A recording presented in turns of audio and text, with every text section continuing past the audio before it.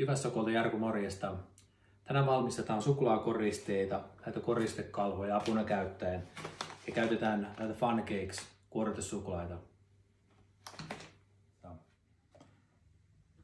Tänään valmistetaan Tegomeltsistä suklaakoristeita, koristekalvoja apuna käyttäen.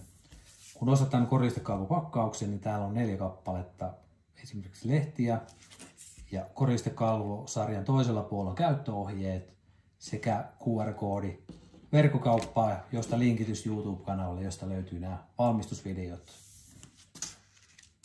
Seuraavaksi alkaa koristeiden valmistus. Kalvot on pesty ennen kuin ne on pakattu, mutta nämä on hyvä kalvot pyyhkiä vielä ennen koristeiden valmistusta, jotta se suklaa varmasti irtoaa tästä kalvosta. Mä pidän koko ajan täältä hännästä kiinni, tästä varresta. Kastan tämän suklaaseen tänne. Katon välillä, että sitä suklaata joka puoli. Jos ei se ole tarttunut, mä kastan sen tänne myös uudestaan. Eli mä käytän tämmöistä nuolia tässä apuna käyttäen. Ja sitten vedän tuota reunaa pitkin. Vielä tuolta yhdestä kulmasta puuttuu tuota suklaata.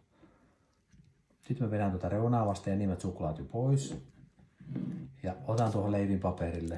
Ja liikutan tässä sitä koko ajan eteenpäin niin kauan, että sieltä tuolta pohjalta on suklaat lähtenyt sitten pois. Ja se on valmis, se menee nyt sitten kovettumaan. Suklaakoriste on ollut nyt kylmässä ja se on kovettunut siellä. Eli irrotetaan lehtikoriste tuosta kalvosta.